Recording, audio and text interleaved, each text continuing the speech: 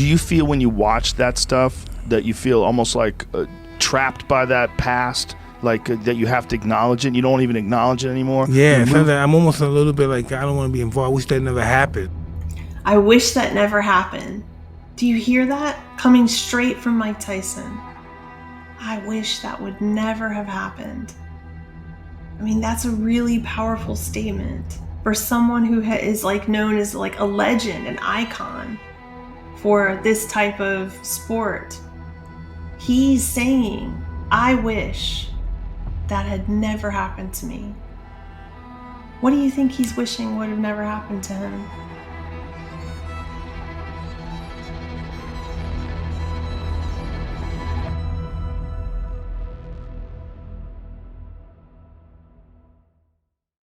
Hello, I've chosen to talk about a conversation that I happened across with Joe Rogan and Mike Tyson.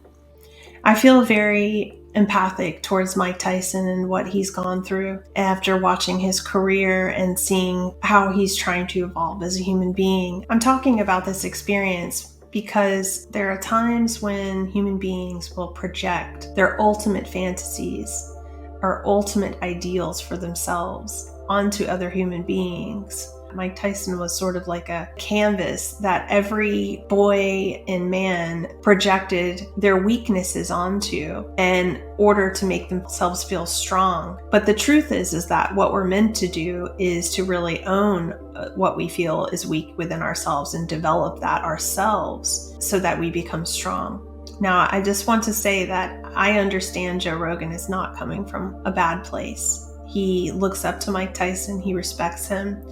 But he doesn't seem that he's learned how to really respect him in the way that Mike needs at this time. So let's take a listen in and see how this conversation flows. What is it like for you to watch boxing these days? It's just not my life anymore.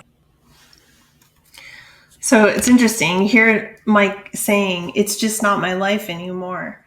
And that's because he's trying to take a journey of healing. He's trying to find a different person who will emerge beyond the pain and the suffering and the punishment and the disciplines that have been put inside of him in order to become a performance machine. So I can imagine why he doesn't want that to be a part of his life anymore. Let's listen to more. So you don't follow any of it today? I always that's part of my life. Right. I got mixed feelings with that part of my life. Right. You know, right. It's a lot of stuff that I don't like about myself and stuff. I try to forget that stuff because I'm on a whole different pattern. Yeah. So you notice that Mike is saying he's trying to forget about that stuff because that stuff brought him incredible trauma.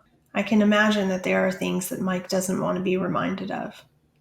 If you put yourself in that position and you understand the violence that he was involved in, and that's why he's saying that he doesn't really like to remember those things because that was not who he identifies with anymore.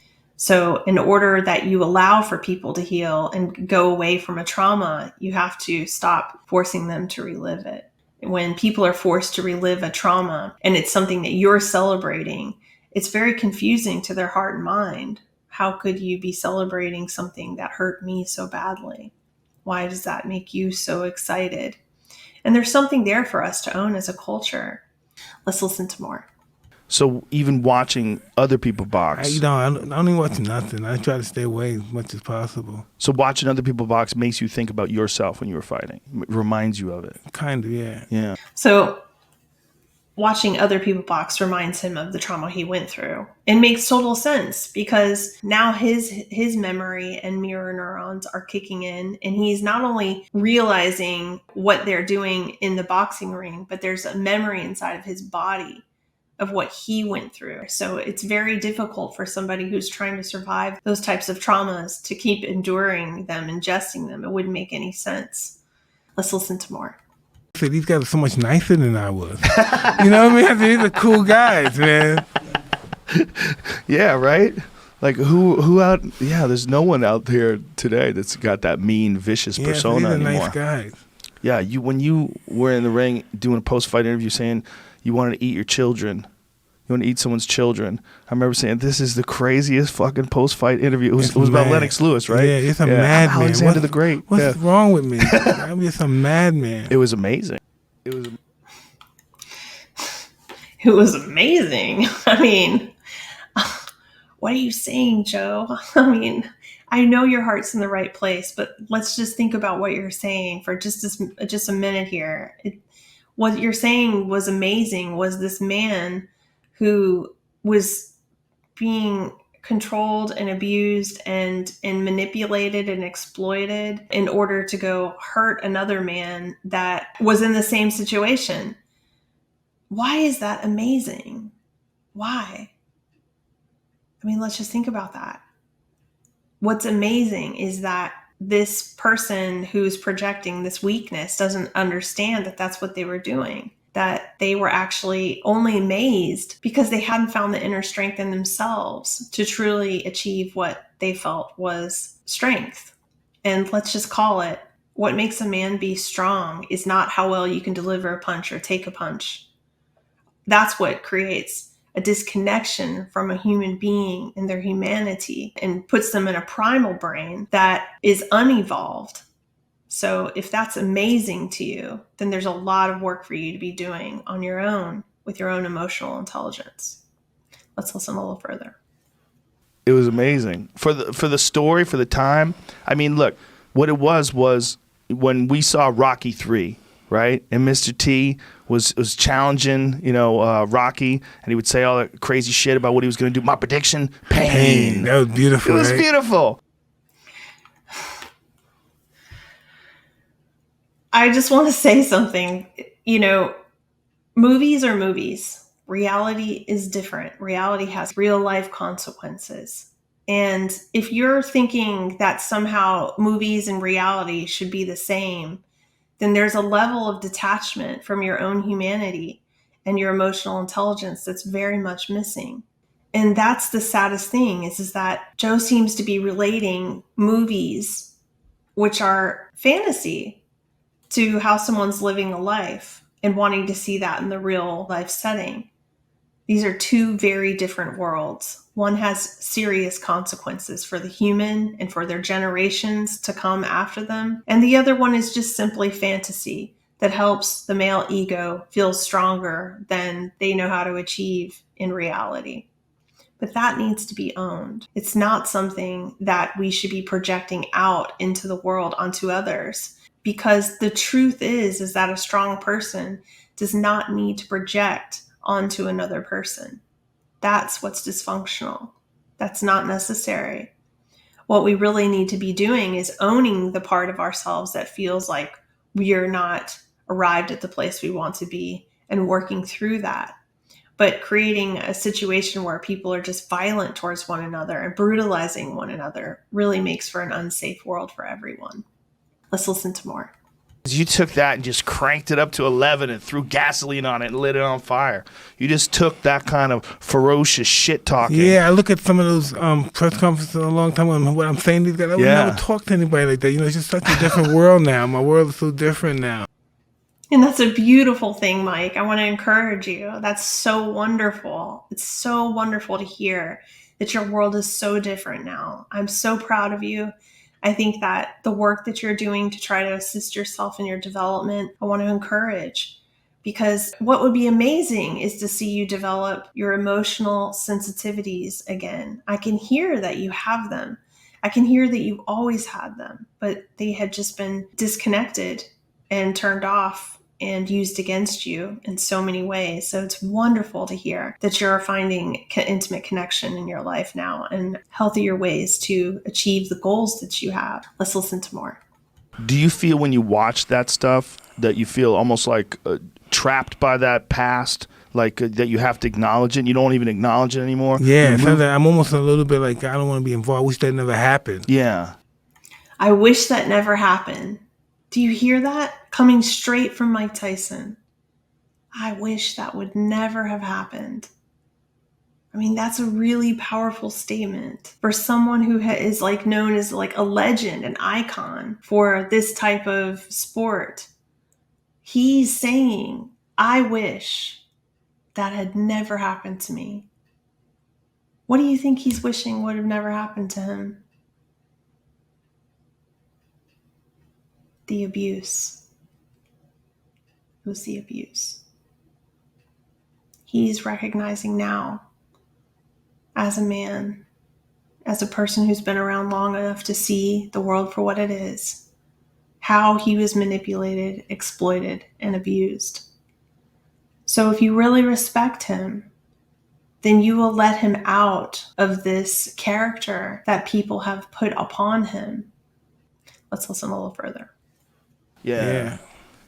But kind of had to happen for you to be who you are now. Yeah, but no, it's because people, this is the real reason. People love that guy. Yeah. People love that. I didn't like that guy that much. So I'm conflicting with people that like that guy and me living my life that I am living now. Yeah. I mean, it's all here. I mean, Mike is saying he didn't even like himself because it wasn't himself. What they made him into was like a rabid dog. And it's so sad because even when you see a rabid dog, you know that that animal had the ability to be a loving, caring, supportive part of a family. Mike knew that if he didn't perform well, that those around him would give up on him. And when you come from a family setup where you don't have unconditional love, where people around you expect you to perform in order to get respect, then you don't have a setup that says you can decide who you are on your own as you grow and develop. He didn't have that. He had conditional acceptance. He was vulnerable to his caretaker's approval, and therefore he became the most vicious person that he could in order to be accepted by these caretakers. Let's listen a little further. Yeah. Well, people loved that guy because that guy gave them a drug, and that drug was excitement.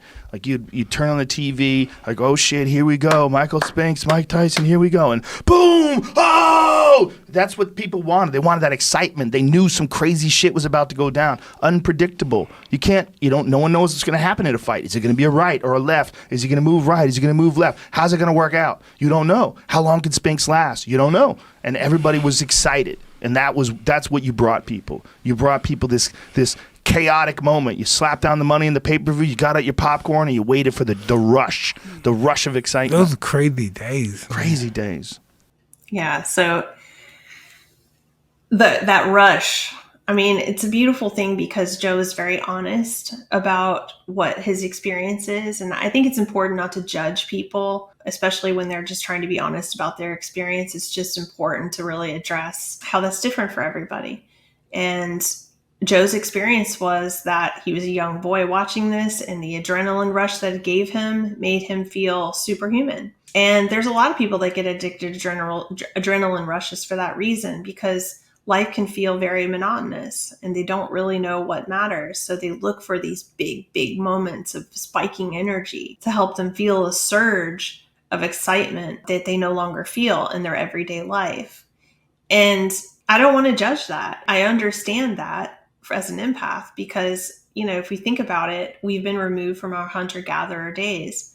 Our everyday lives, when we were living in more insecure times, felt a lot more adrenaline driven because there were these spikes of purpose. There's a woolly mammoth. 10 of us need to come together and battle this thing.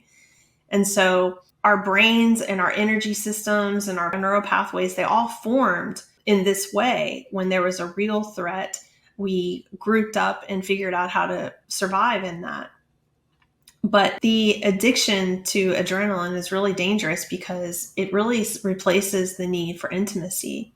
When people feel this need for adrenaline rush, they don't get satisfaction from the experiences of intimacy and interconnection that are much more grounding and deepening in the experience. Let's listen a little further. Crazy. I mean, I hate to keep bringing your head back to that, but just for me, as a kid growing up during that time, it was a big part of my becoming an adult. It was during your era of dominance. There's this micro expression I can see Joe doing. He's like rubbing his leg while he's talking about this youthful experience and coming into his power. But there's this soothing of his leg, because first of all, he's got a lot of energy in his body because he's like enlivening these memories. But second of all, that soothing is a subconscious pattern that shows that he knows that there's something off about this, that this isn't the right thing to do. There's a nervousness attached to it.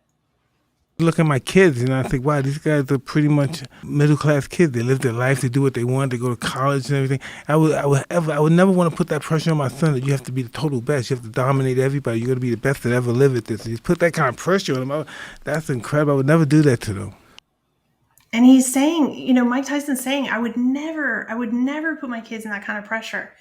And what he's really saying is I would never put anybody in the pressure that was done to me, because he recognizes how traumatic it was, how it destroyed him, how it destroyed his character. He would devour everything around him as if it was some sort of object. And it made him the hungry ghost. He walked around, sticking everything into that empty, hole inside, and just devouring it and overcoming it. I mean, even in his old clips, you see where he's even telling his fans he hates them because he hates what's being done to him. If I wish one of your guys had children, if I could kick them in the head or stomp on their testicles, for you could feel my pain, because that's the pain I have, waking up every day. What was done to him was traumatic. So therefore, how could you attach to your fans who are watching your trauma and saying, yeah, that's the best thing that ever happened. That's awesome. There's something missing here that people aren't seeing. What happened to Mike Tyson? What happened to him, the little boy inside? The one that was hurting, the one who had so many gifts to bring to this world, so much beauty. You can hear it in him. I can hear it in him. I can hear his soul come through his voice, his vulnerability, his inner child. And it's not really right for anybody to continue projecting his worst traumas onto him in a time when he's trying to evolve past that and become whole again and heal. Let's listen a little bit more. It would never work, probably. I mean, I don't think a kid that grows up in a loving household with supportive parents. You got boxing for when you have nothing. Yeah. When you do boxing when you just had nothing, because that's a lot of dedication. That's a lot of pain. That's a lot of aggravation. A lot of it really is discovering who you are. And I mean, he nails it. He's like, boxing's when you have a lot of pain. They're exploiting the children who don't have opportunities, who feel like a nobody and the whole world's against them, and they want to have that rising story. But it's an exploitation of that, because a human being can get out of that pattern in a natural and healthy way. But to have a lot of people around you who might exploit you for money makes it difficult to do that, because they make it easy for you to rise in this way as long as you do exactly what you're told and you impress them every step of the way. And the world's filled with people like this who will be waiting to take advantage of the next kid that comes along who's been beat up and left behind. If you really are a fan of Mike Tyson, then it'd be much better to empathize with him, to say, look, even though when I was young, I idealized that version of a man, I now see that was abuse to you and trauma to you. And I'm very sorry that happened to you. And I would rather know you differently today, because I've grown up too as a man. And I see how much better life can be when you're not living a life that way. Having that male support to be able to step out of that role and be idolized as the most vicious fighter that ever lived, and really be known for your true heart and your gifts and talents. And that's what helps bring meaning into a person's life, and respect. Mike Tyson, in a lot of his past videos, he would say that people don't respect him, that they respect him for the wrong reasons. I've been doing this for probably 23 to 25 years. And I haven't received any dignity from it. I've received a lot of pain from it. I'd have probably received it just in my average everyday life if I didn't fight. But it made me not like Mike Tyson no more. So when your guys show me love, I hate you, because I don't like myself. So we got a little, I got to catch-22 within my own identity. And he knew that. He knew in this time of abuse and trauma that he was being respected for the wrong things. And that he would say to his audience, you don't know what respect is. And he was right, because How can you respect somebody who's just being used and abused? This is not the way to create a healthy, stable, safe society. My name is Dawn the Empath, and I'm here to help you understand empathically what people experience. And I hope that you'll tune in for more of my videos to understand empathy a little bit deeper. And if you have any suggestions for stories that you'd like me to cover, please leave them in the suggestion boxes below or in the comment section. I look forward to speaking with you all again soon. Walk gently in the garden. Be well.